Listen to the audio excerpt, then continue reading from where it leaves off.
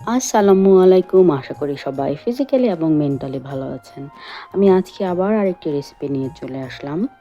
আমি আজকে রান্না করব রূপচাঁদা মাছ। আমি আজকে মাছটা আলু, বেগুন আর টমেটো দিয়ে রান্না করব। তো প্রথমেই আমি বেগুনটাকে পিস পিস করে কেটে নিচ্ছি। আমি লন্ডনের যে জায়গাটাতে থাকি সেখানে আমাদের যে লম্বা দেশি বেগুনটা আছে ওই টাইপের বেগুন আমি কখনো পাইনি। সো তরকারি রান্না করার জন্য বেসিক্যালি আমাকে এই গোল টাইপের বেগুনটার উপরে নির্ভর করতে হয়।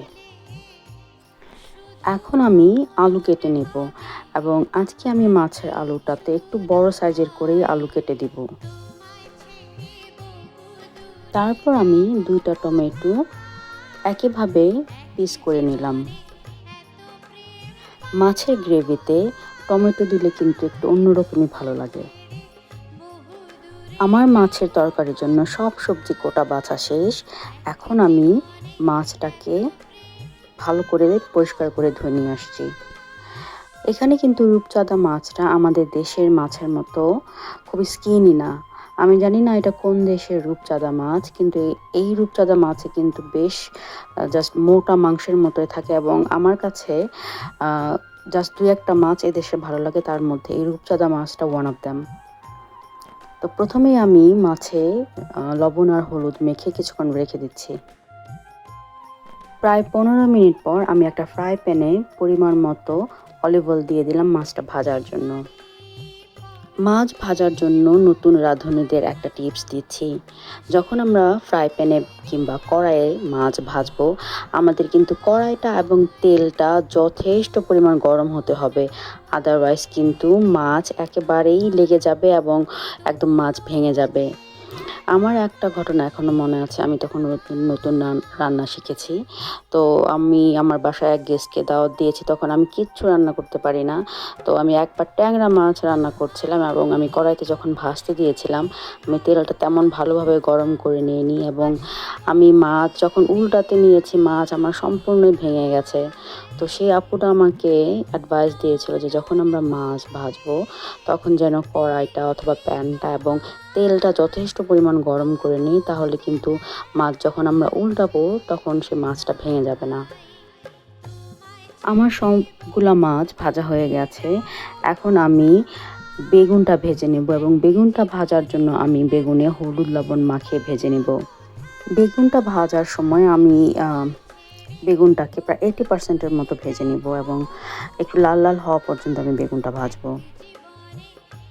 বেগুনটা ভাজা হয়ে গেলে আমি আলুটাকে সেমভাবে হলুদ আর লবণ মাখিয়ে ভেজে নেব এবং এই আলুটাকেও আমি প্রায় 80% মতো ভেজে নেব। আমার মাছ আর সবজি সব ভাজা হয়ে গেছে। এবার আমি মাছটা রান্না করব। তো মাছটাকে রান্না করার জন্য আমি প্রথমে প্যানের মধ্যে বেশ কিছু অলিভ অয়েল দিয়ে দিলাম এবং অলিভ অয়েলটা গরম হয়ে আসলে আমি এর মধ্যে পেঁয়াজ দিয়ে দিলাম। এখানে আমি প্রায় 1 কাপের মতো পেঁয়াজ নিয়েছি। পেঁয়াজটাকে আমি খুব ভালো করে ভুনে নেব। পেঁয়াজটা ভালো মতো ভাজা হয়ে গেলে আমি এর মধ্যে 1 টেবিল চামচ আদা আর রসুন অ্যাড করব। আদা রসুনটা একটু ভেজে নিয়ে তারপর এর মধ্যে আমি দিয়ে দিলাম একটু গরম পানি।